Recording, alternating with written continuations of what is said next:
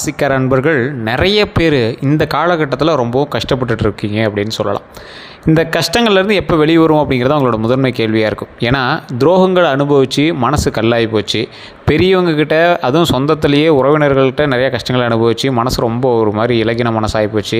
அந்த கல் போட சொன்னாங்க சார், அந்த பூஜை பண்ண சொன்னாங்க சார், இந்த கோயிலுக்கு போய்ட்டு சொன்னாங்க சார், எல்லாம் பண்ணியாச்சு சார், ஆனால் இன்னும் ஒரு சமநிலையும் ஒரு நார்மலான ஒரு சந்தோஷமும் எனக்கு கிடைக்கல சார் அப்படிங்கிறவங்க தான் இந்த துலாம் ராசிக்காரர்கள்.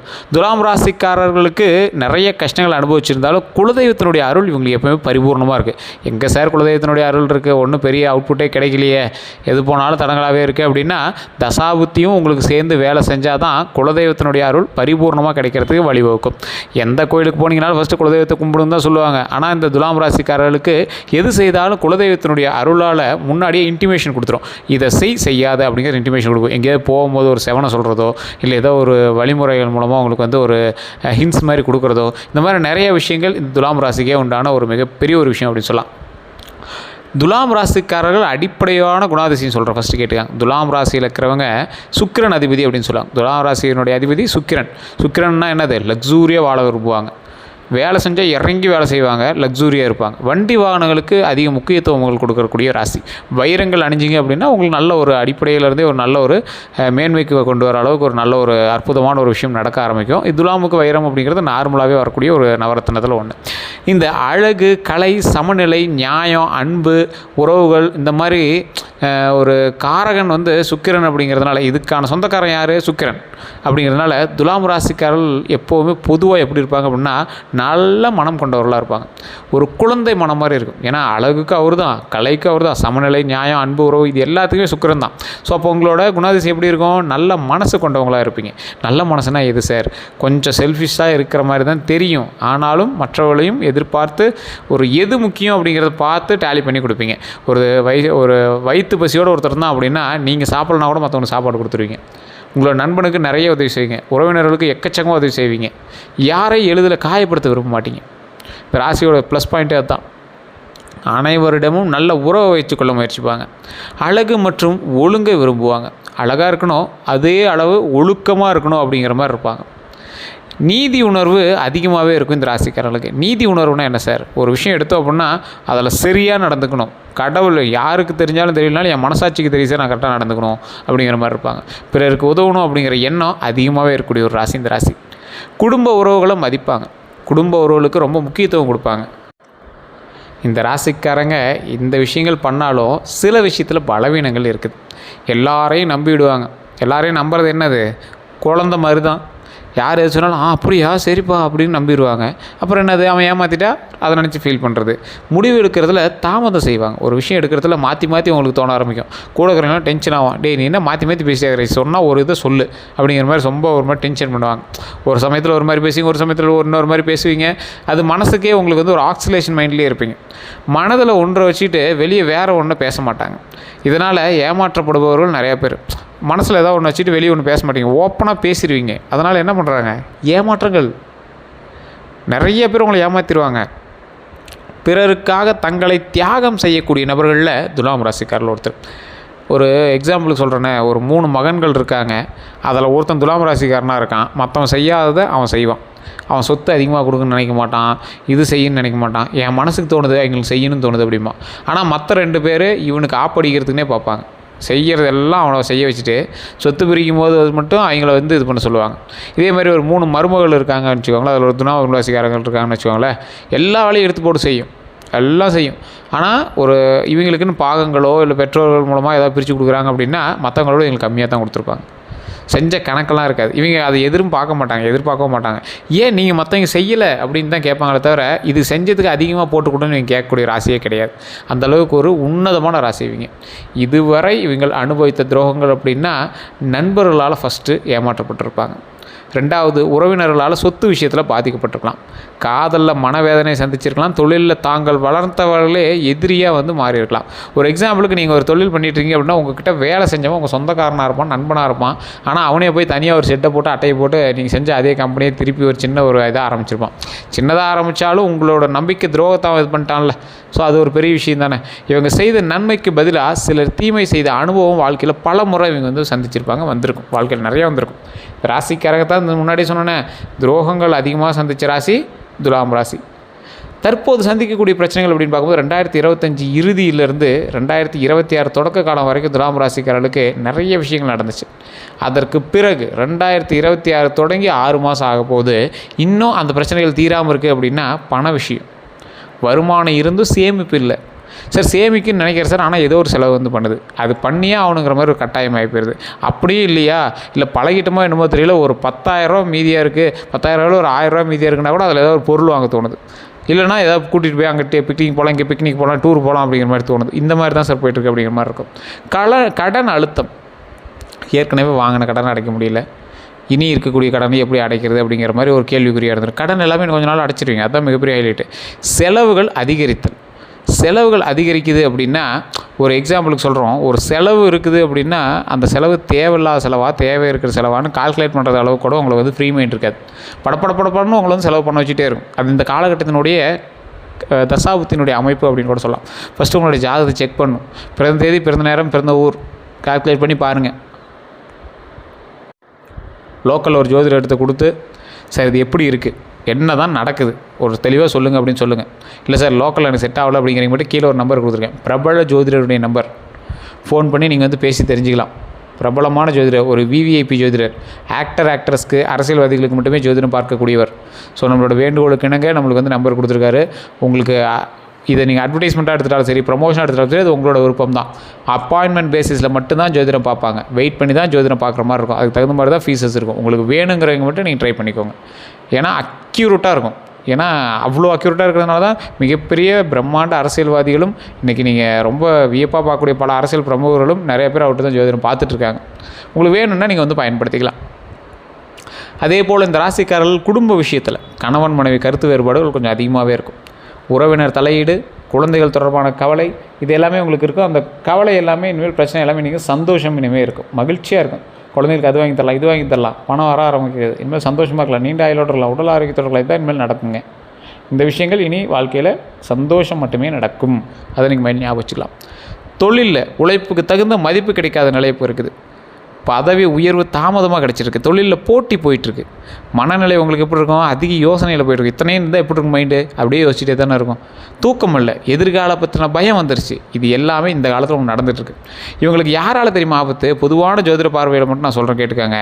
துலாம் ராசிக்காரர்களுக்கு வெளிப்படையான ஒரு எதிரிகளை விட மறைமுக எதிரிகள் தான் அதிகம். நேராக உங்களை சந்தித்து அடிக்கிறவனை விட தூரத்துலேருந்து இல்லை மறைமுகமாக மறைஞ்சு அடிக்கிறவன் தான் உங்களுக்கு அதிகம். அதாவது பொறாமைப்படக்கூடிய நண்பர்கள், உங்கள் கூடிய பொறாமப்படக்கூடிய நண்பர்கள், சொத்து ஆசை கொண்ட உறவினர்கள், அதுவும் சொந்தமாக இருக்கலாம், யாரோ ஒருத்தர் நான் குறிப்பிட்ட உறவுன்னு நான் சொல்ல முடியாது. சொத்து ஆசை கொண்ட உறவினர்கள், பணம் வாங்கிட்டு திரும்பி தராதவங்க, அது உங்கள் நட்புலையும் இருக்கலாம், உறவுலையும் இருக்கலாம்.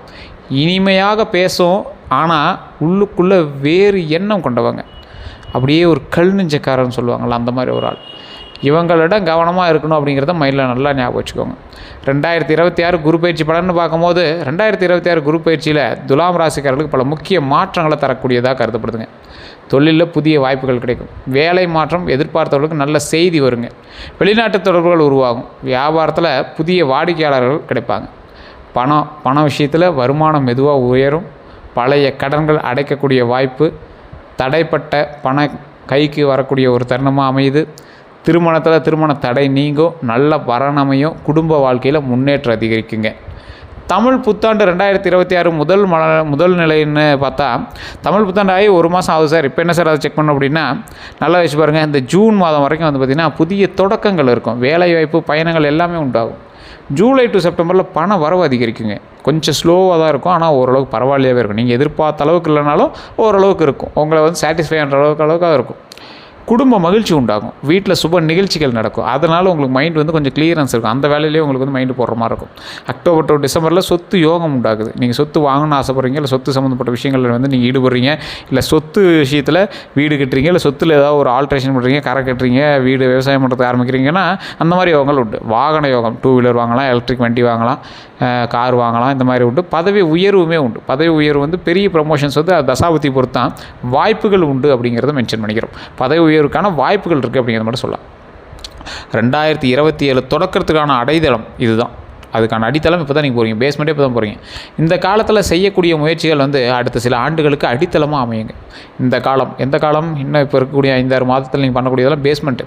சொத்து பலன் அப்படின்னு பார்க்கும்போது 2027 துலாம் ராசிகளுக்கு நிலம் வாங்கக்கூடிய யோகம் உண்டாகுது, வீடு கட்டும் யோகம் உண்டாகுது, பூர்வீக சொத்து தொடர்பான பிரச்சனைகள் தீரக்கூடிய வாய்ப்புகள் அமையுதுங்க சிலருக்கு.